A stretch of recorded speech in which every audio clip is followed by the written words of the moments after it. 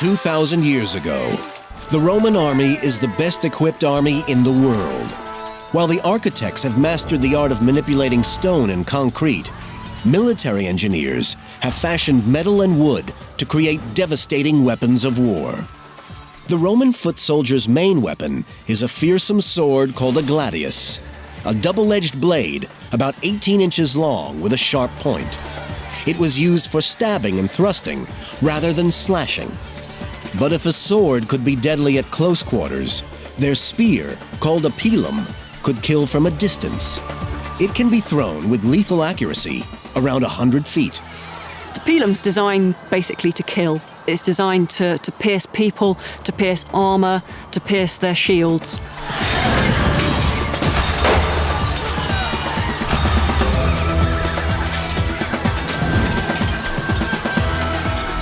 The pilum has a 6-foot-long wooden shaft, topped with a 2-foot-long iron shank.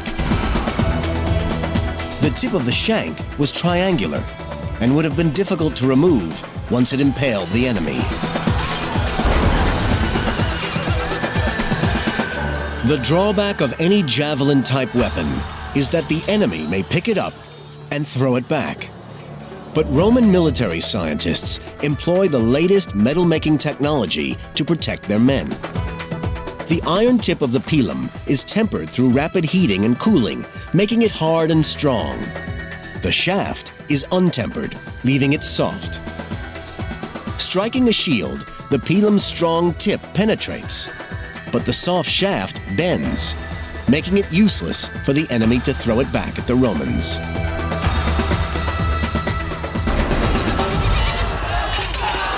Protecting your soldiers from injury is just as important as arming them for attack. Early Roman soldiers wear chainmail called laurica hamata. Vertical rows of solid washer-like rings made from bronze or iron are linked to riveted rings that run horizontally. It does have its flaws. It is very heavy, weighing around 33 pounds. And enemy arrows can penetrate between the rings to injure the wearer. Weapons reconstruction expert Ben Gile studies the impact of Roman weapons. So it literally explodes through the links and makes its own way. Roman armorers come up with a far superior form of protection. Articulated plate armor called laurica segmentata, made from a series of overlapping iron plates, joined together by leather straps. It's as flexible as chainmail, but 1/3 lighter. The protective shoulder and body pads worn by football players work in much the same way. The light segmented sections on the shoulders and chest allow movement, but spread the impact of a heavy blow around the body. The laurica segmentata is built to withstand an enemy arrow. When it went in, only about that far. The arrow may have made a dent, but the armor saves its wearer from serious injury. And if the Romans' weaponry has a modern feel, then so do the tactics they use. Some can still be seen today on the streets of New York.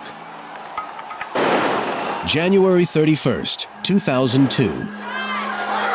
Facing demonstrations against the World Trade Organization, the New York police defend themselves with the latest body armor and high-tech protection. But this use of shields is remarkably similar to something 2,000 years ago.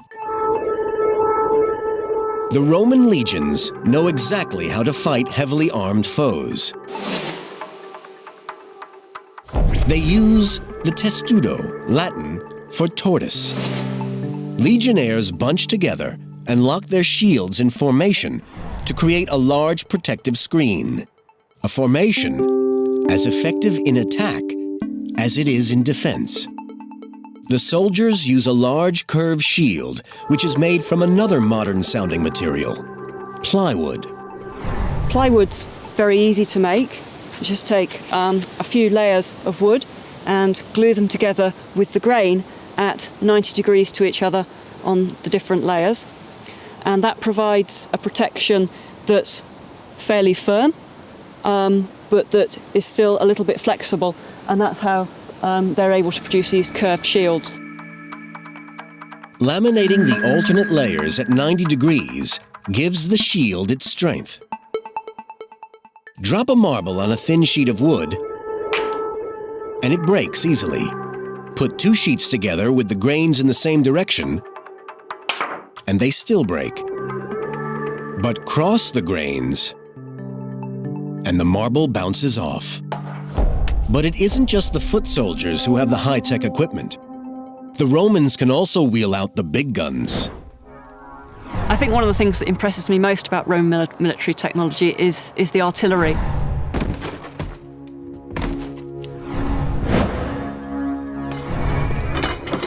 Few examples of Roman artillery survive, but the Romans left detailed clues as to how to recreate them.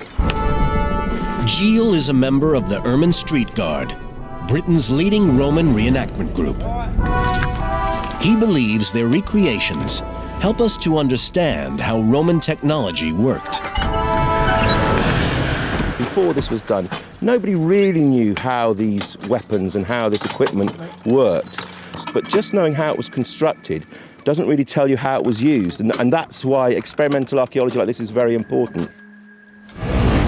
This is the Scorpion. It fires iron-tipped bolts. It was used in the first stages of attack and during sieges. It pierces armor and kills instantly. It's a bit like a giant crossbow. The rigid bow arms are cranked back, storing the energy in the two vertical skeins made of rope and sinew. Once the bowstring is released, it fires the arrow 1,200 feet at incredible speeds. This is the bolt. That will be placed here. When I release the bolt, you'll see that the wooden shaft underneath it also projects forward, and that acts very similar to the barrel of a gun, keeping the bolt as straight as possible when it leaves the weapon. As you can see, it's fully maneuverable. I then aim at a target, and when I'm happy to shoot at them, I will.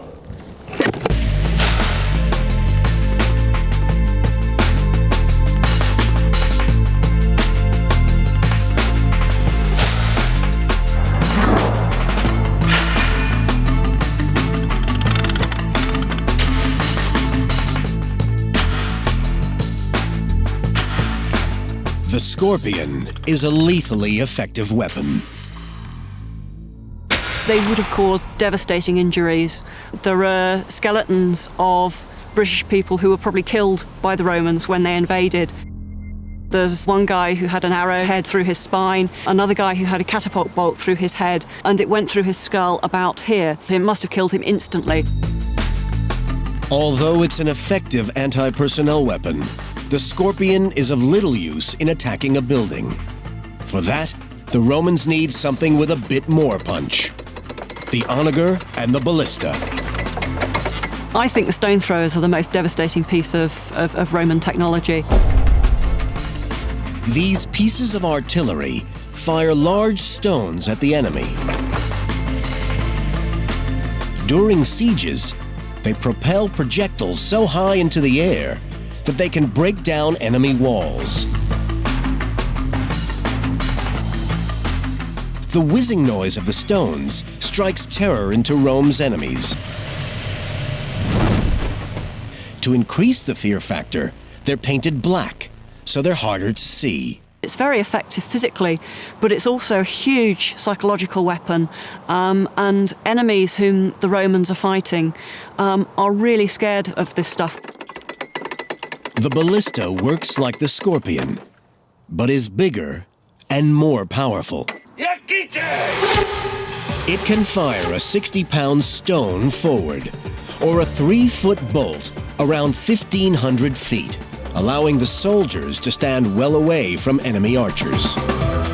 The speed of the missile is phenomenal, hitting its target at around 115 miles per hour. Anyone sustaining a direct hit would be killed instantly. The Onager uses a different principle. It catapults basketball-sized stones, weighing up to 50 pounds, nearly 1,000 feet, using a single arm and sling.